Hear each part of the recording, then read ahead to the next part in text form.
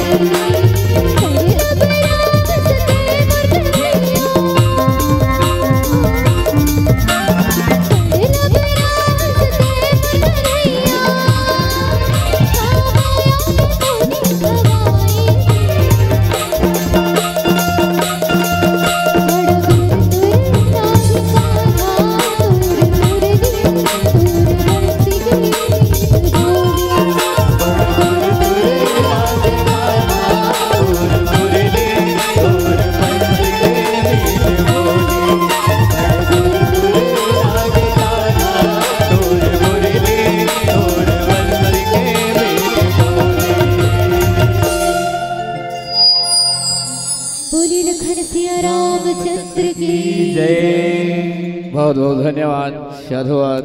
कि आपके मुख अरविंद से हम सभी आज 2 दिवसीय अखंड नवधा रामायण में हमार प्यारी गुड़िया गायिका कुमारी सृष्टि साहू एक बार जोरदार ताली से स्वागत। आओ बेटा ला हमन समय नहीं दे पान ओखल ले हम बहुत क्षमा प्रार्थी हैं कावर के ऐसे ऐसे कलाकार हम सबके बीच में